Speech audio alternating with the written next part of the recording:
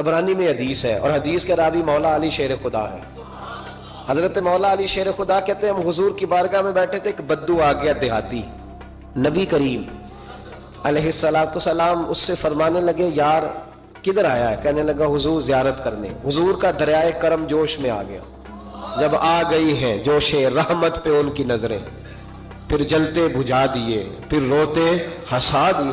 نبی کریم علیہ السلام نے فرمایا اس سے، دیکھنا حضور نے خود فرمایا، خود نبی کریم نے. حضور فرمانے لگے چل تو آ ہی گیا ہے نا، اس طرح کر کچھ مانگ لے، اب تنگی یہ داماں پہ نہ جا، اور بھی کچھ مانگ ہے آج وہ مائل بکرم، اور بھی کچھ مانگ.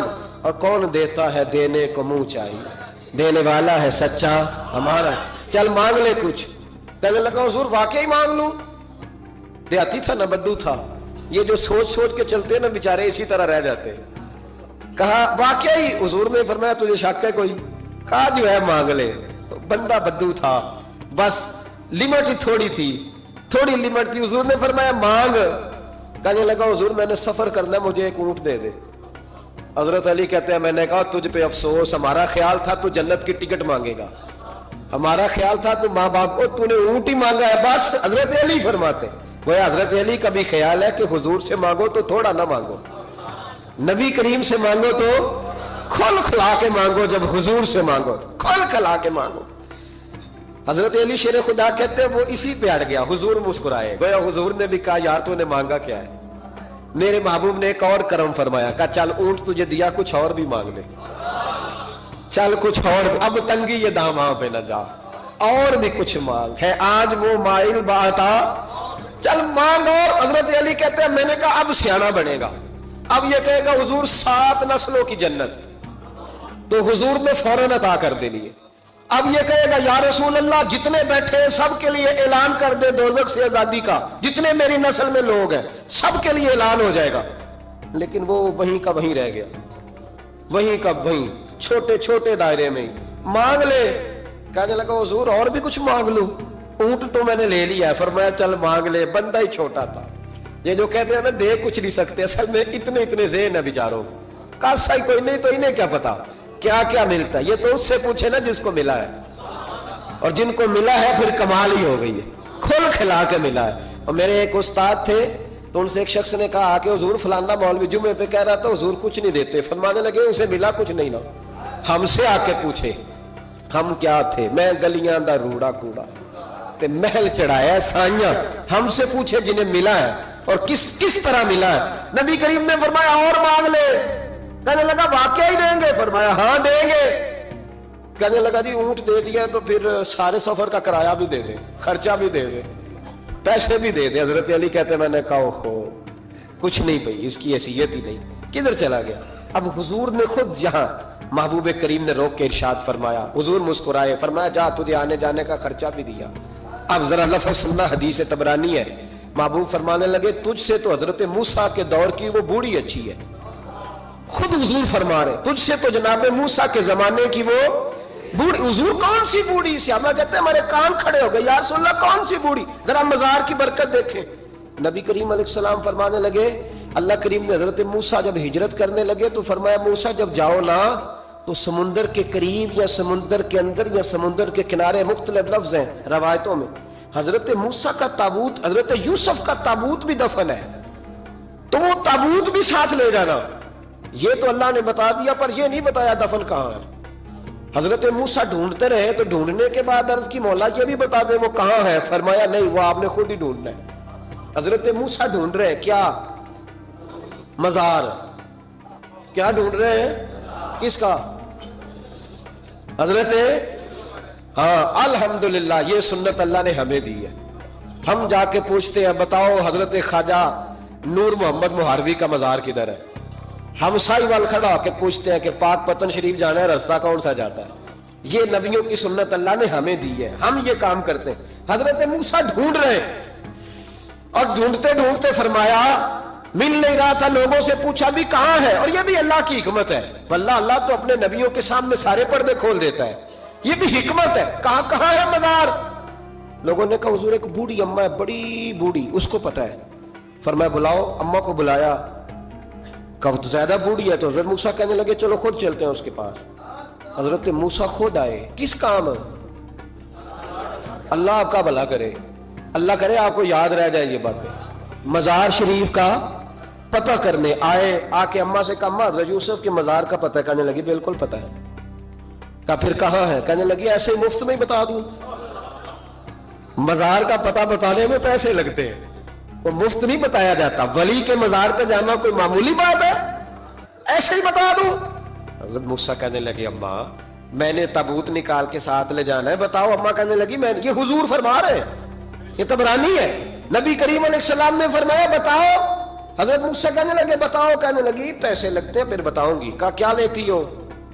اماں کی سوچ. حضور کہنے لگے تجھ سے تو اس اماں کی سوچ ہی بڑی ہے, اماں کی سوچ دیکھیں. اماں کہنے لگی موسیٰ اگر حضرت یوسف کے مزار کا پتہ بتاؤں گی اس شرط پر کہ جنت میں مجھے وہ والا مکان چاہیے جس کے پڑوسی حضرت موسیٰ علیہ السلام ہو. ختم ہو گئی بات. رکھو یہاں قیمت تو لے لو مزار کا پتہ. لوگ سمجھتے ہیں مزار کوئی معمولی بات ہے. کوئی معمولی لوگ ہیں صاحب, یہ بہت بڑی بات ہے مزار کا پتہ. کہا اس جنت میں وہ والا مکان جس کے ہمسائے حضرت ہے, یعنی ادھر تسی ہو تو ادھر تے کندھ, پنجابی میں کندھ سانجی ہوئے, پھر پتہ بتاؤں گی. حضرت موسیٰ علیہ السلام کہنے لگے اماں تو زیادہ ہی اونچی چلی گئی ہے, اس طرح کر جنت لے لے, یہ موسیٰ کا پڑوس نہ مانگ, جنت لے لے. حضرت موسیٰ علیہ السلام کی اس اماں سے تکرار ادب سے کہہ رہی ہے. یہ بات بھی اللہ نے اماں کے دل میں ڈالی, ادب سے کہتی نہیں پھر موسیٰ نہیں نہ اگر وہ مکان دینا جاؤ کسی اور سے پوچھ لو. نہیں بتاتی, ناز سے بات کر رہی ہے. 3-4 دفعہ جب کہا نا تو حضرت موسیٰ علیہ السلام کہنے لگے اماں جنت دے تو رہا ہوں. جب اماں ڈٹ گئی لینا ہے, میرے نبی پاک علیہ السلام نے فرمایا اللہ سے یوں نہ مانگا کرو کہ یا اللہ چاہے دے چاہے نہ دے. فرمایا کہا کرو مولا تو ہی تو ہمارا رب ہے, تو دے, تو نہیں دے گا تو کدھر جائیں گے. اس سے مانگو, پیار سے مانگو, شوق سے مانگو, دل جمی سے مانگو. عرض کی حضرت موسیٰ سے, تکرار کرنے لگی, ناز کرنے لگی, کہنے لگی آپ بڑے مہربان ہیں, مجھے وہی والا مکان چاہیے, وہی والا چاہیے. حضرت موسیٰ علیہ السلام اللہ کی بارگاہ میں عرض کرنے لگے مولا یہ تو ڈٹ گئی ہے, اب بتا کیا کرنا ہے. تو رب کریم نے فرمایا موسیٰ خود نہیں بول رہی, میری توفیق سے بول رہی ہے, اور میں نے ہی بات ڈالی ہے دل میں. تو اس طرح کر, تو وعدہ کر لے میں انشاءاللہ عطا کر دوں گا. حضرت موسیٰ نے وعدہ کیا تو اماں نے ایڈریس بتایا. بتاؤ مزار کی کتنی برکت ہوئی. بیان کون کر رہا ہے؟ میرے نبی پاک. اور امام خازن نے لکھا ہے جب جناب یوسف علیہ السلام کو دفن کیا گیا نا تو دریا کے کنارے دفن کیا گیا. جس کنارے دفن کیا گیا وہاں سے پانی کی ایک چھوٹی سی نالا گزرتا تھا. کھال بنائے جاتے ہیں نا پانی کے نالے, وہ نالا گزرتا تھا. تو ان کے مزار چونکہ بنا ہوا تھا سنگ مرمر کا, تو جب گزرتا تھا تو جس طرف وہ سارا پانی چھو کے گزرتا تھا وہ علاقہ سرسبز و شاداب ہو گیا. ایک سائڈ سرسبز ہوئی تو دوسری سائڈ والے لوگ ناراض ہو گئے, کہنے لگے تمہارے اکیلے کے نبی نہیں تھے, ہمارے بھی ہیں, ہم نکالیں گے رات کو تابوت ادھر دفن کریں گے, ہمیں بھی تو سبزہ چاہیے نا. ہمارے کھیتوں کو بھی اسی دریا کا پانی لگتا ہے پر سبزہ نہیں, لیکن چونکہ حضرت سیدنا یوسف علیہ السلام کے مزار سے چونکہ گزرتا ہے تو تمہیں سبزہ ملتا ہے. اب فیصلہ کیا ہوا؟ امام خازن کہتے ہیں انہوں نے کہا اس طرح کرو حضرت یوسف کو وہیں رہنے دو, تو ایک اوپر سے کھال بنا لیتے ہیں, پانی سارا ادھر سے گزرے گا, آگے جا کے 2 حصوں میں بانٹ لیں گے, آدھا ادھر چلا جائے گا آدھا ادھر چلا جائے گا. کہتے ہیں جب انہوں نے بانٹا تو سارا علاقہ ہی سرسبز و شاداب ہو گیا. میرے مصطفیٰ کریم کا بھی انداز دیکھیں, یہ بخاری ہے, یہ مسلم ہے. حضرت انس بن مالک فرماتے ہیں کہ حضور علیہ السلام نے نا سرخ دھاری دار چادر لی اور حضور نے کندھے پہ رکھی. سرخ دھاری دار چادر نجران سے آیا کرتی تھی تو ذرا سخت ہوتی, کچھ کپڑے سخت ہوتے ہیں نا.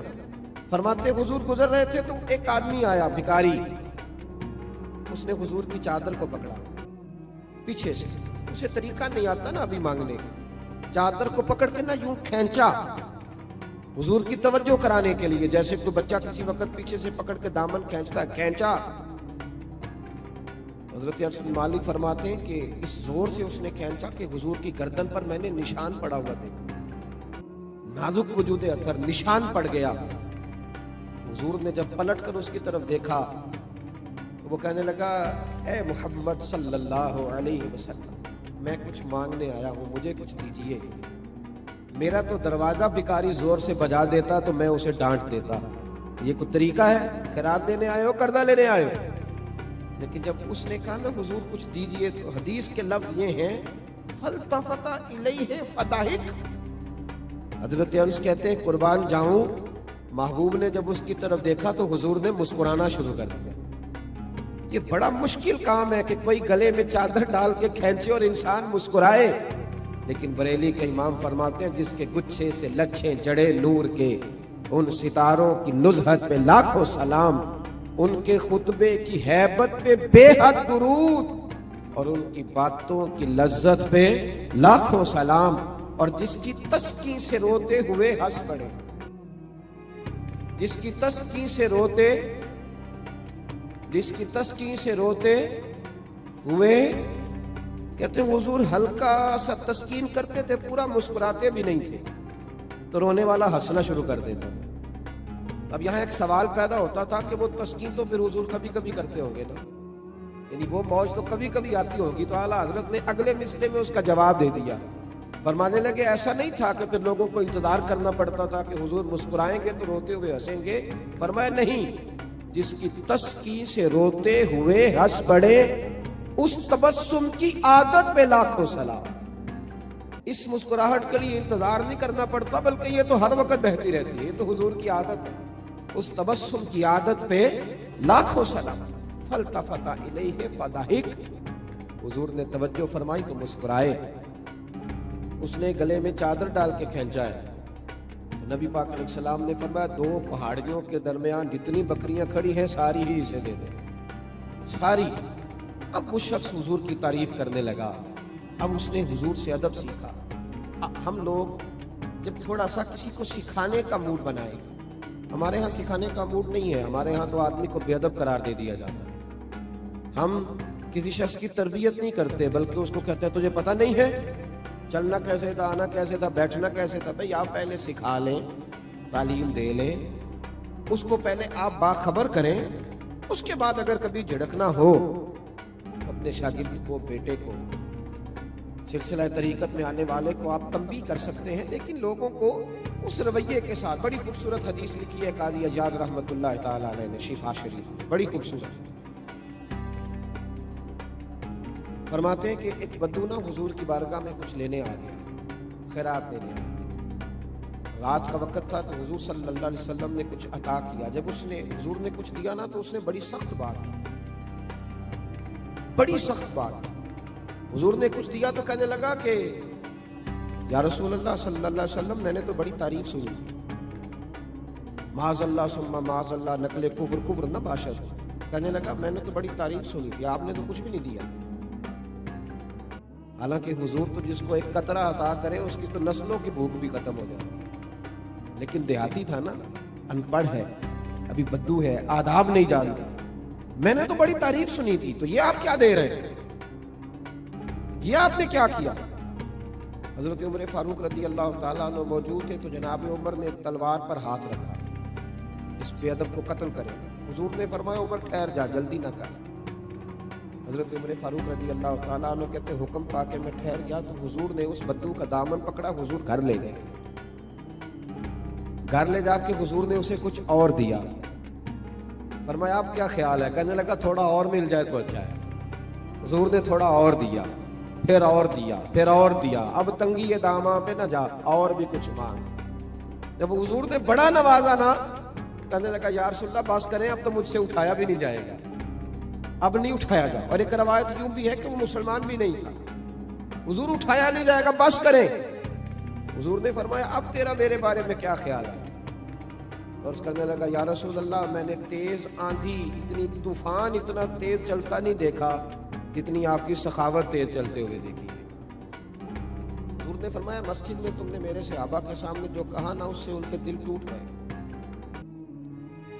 یہ لفظ اگر تم مسجد میں جا کے بیان کرو گے نا تو ان کے دل جڑ جائیں گے۔ اب اس فکرے کو سمجھیے گا، جب اس نے کہا کہ حضور نے کم دیا تو دل ٹوٹے، دل ٹوٹے، یعنی محبوب امت کو یہ درس دے رہے ہیں کہ جب تم نے کہا نا نہیں دیتے تو امت کا دل ٹوٹتا ہے، اور جب تم کہتے ہو نا حضور بڑا دیتے ہیں تو دلوں میں خوشی داخل ہوتی ہے۔ کون دیتا ہے دینے کو منہ چاہیے، دینے والا ہے سچا ہمارا۔ نبی کریم صلی اللہ تعالی علیہ وسلم اسے مسجد میں لائے. خاص غور فرمائیے, مسجد میں لا کر کے حضور علیہ السلام نے فرمایا وہی بات کرو, اب کہو کیا کہتے ہو. انہوں نے صحابہ کے مجمع میں کہا کہ لوگوں, میں نے آندھی اور طوفان کو اتنا تیز چلتے نہیں دیکھا جتنا حضور کی سخاوت کو تیز چلتے دیکھا. صحابہ خوش ہو گئے. اب یہاں حضور نے ایک مثال بیان کی جو بڑی ہی میٹھی ہے اور میرے اور آپ کے لیے بڑی تسلی کا باعث ہے. محبوب علیہ السلام فرمانے لگے, عمر اگر تم اسے اسی عقیدے پہ قتل کر دیتے جو اس نے پہلے بات کی تھی تو یہ دوزخ میں جاتا, اور جو اب جملے بول رہا ہے اگر اس بات پر دنیا سے جائے گا تو اللہ اسے جنت عطا کرے. حضور نے ایک مثال دی. محبوب فرمانے لگے, میری اور تمہاری مثال اس آدمی کی طرح ہے جس کی اونٹنی بھاگ گئی تھی, اس کی ناک سے نکیل نکل گئی تھی. بہت سارے لوگ اس کو پکڑنے کے لیے دوڑے, کوئی اسے نیزہ مارتا تھا, کوئی ڈنڈا مارتا تھا, چھڑی مارتا تھا. اونٹنی وہ جیسے جیسے لوگ پکڑنے کے لیے بھاگتے تھے وہ بدکتی تھی, آگے جاتی تھی, حتیٰ کہ وہ لہو لہان ہو گئی, تھک گئی, پریشان ہو گئی. محبوب فرمانے لگے پھر اچانک اس کا اپنا مالک آ گیا. اس اونٹنی کا اپنا مالک آیا اور لوگ اسے کہنے لگا پیچھے ہٹو, یہ تم نے میری اونٹنی کا کیا حال کیا. اس نے تھوڑا سا چارہ زمین سے اٹھایا اور جیسے ہی اونٹنی کو دکھایا وہ دوڑتی ہوئی آئی, دوڑتی ہوئی مالک کے پاس آئی. اس شخص نے اس کی پشت پر ہاتھ پھیرا بغیر کسی کی مدد کے. خاص غور کریں بات پر, خاص توجہ کریں, بغیر کسی کی مدد کے اونٹنی کی ناک میں نکیل ڈالی اور پھر لوگوں سے کہنے لگا تم نے بڑا ظلم کیا, میری اونٹنی کو تنگ کیا, اونٹنی میری ہے تو سنبھالنے کا طریقہ بھی مجھے ہی آتا ہے. گویا حضور فرمانے لگے امت بھی میری ہے, یہ امت میری ہے تو سنبھالنے کا طریقہ بھی مجھے ہی آتا ہے. رب حبلی امتی کہتے ہوئے پیدا ہوئے. حق نے فرمایا کہ بخشا الصلاۃ والسلام.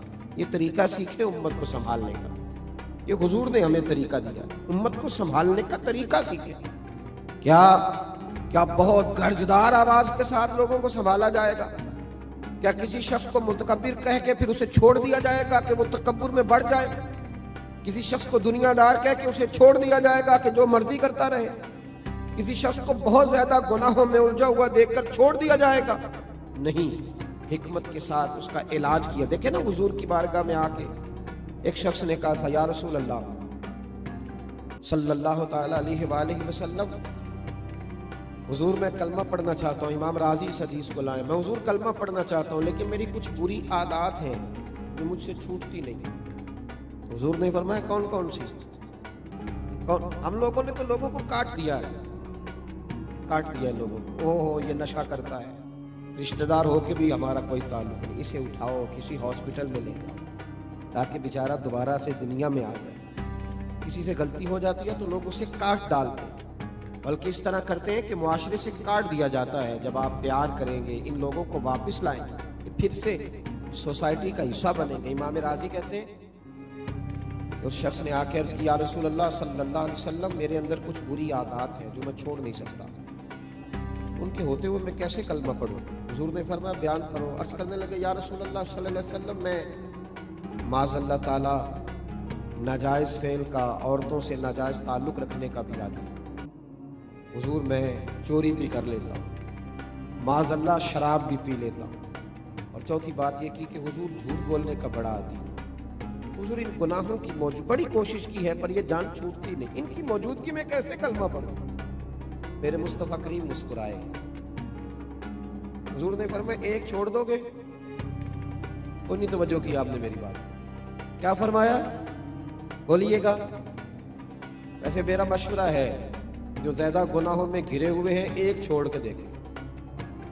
ایک بیماری کا علاج ہو جائے تو دوسری کا بھی ہو ہی جاتا ہے. ہم سب بیماریوں کے ساتھ جینا چاہتے ہیں. ایک چھوڑ کے تو دیکھنا بھائی, ایک ایک کر کے چھوٹ جایا کرتی, ایک چھوڑ دے. اس نے کہا حضور حکم کرے, میں سردار ہوں قبیلے کا, اور میں تم نے جھوٹ نہیں بولنا آج کے بعد, یہ پہلے چھوڑ دے, میں تمہیں کلمہ پڑھاتا ہوں. کہا حضور وعدہ ہو گیا جھوٹ نہیں بولوں گا.